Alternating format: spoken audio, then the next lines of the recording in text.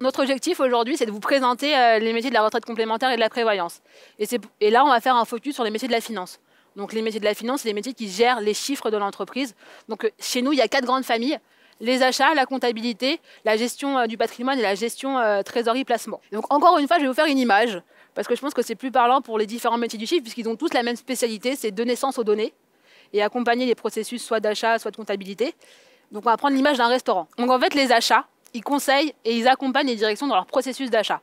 Donc pour ce faire, ils vont challenger avec le métier leurs besoins, donc pour dire qu'est-ce qu'ils demandent, pour après éditer avec eux tout ce qui est documents contractuels. Ils sont vraiment là en termes de conseils, en termes d'appui. Donc en fait, les achats, ils sont un peu essentiels pour la vie de l'entreprise, car ça peut être aussi bien des achats de propriété intellectuelle que des achats plus ou moins physiques.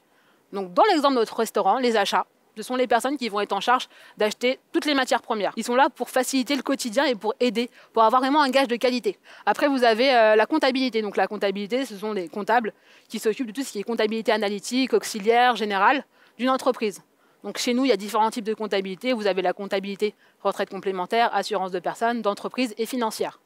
Et en fait, pour ce faire, par exemple, dans le restaurant, c'est un peu les chefs de la cuisine, ils sont divisés en brigades, chacun leur spécialité. Et en plus, ils viennent donc transformer les chiffres, les sublimer, les rendre digestes, appréciables de tous. Car c'est vrai que souvent, on vous donne un bilan comptable, vous êtes un peu OK. Mais finalement, quand il y a quelqu'un à côté qui vous l'explique, qui vous donne sens des données, qui vous dit voilà, là on a des réserves, là il s'est passé ça, le compte de résultat c'est ça, c'est beaucoup plus sympa déjà. Et en fait, les comptables, ils doivent avoir aujourd'hui davantage cette pédagogie en termes de chiffres et en termes de vulgarisation de leur expertise. Donc après, vous avez tout ce qui est gestion du patrimoine. Donc la gestion du patrimoine, c'est tout ce qui est gestion immobilière, tout ce qui relève de la stratégie immobilière d'une entreprise. Donc c'est pour savoir, par exemple, comment optimiser les locaux, les taux de remplissage, par exemple, avec les jauges pendant le Covid. C'était un peu ça.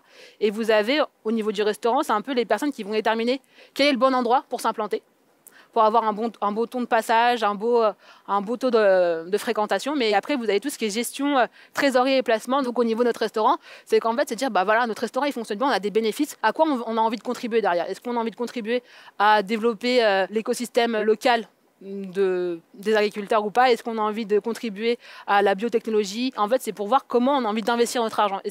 Et en faisant ça, on peut donner sens à l'investissement qu'on fait.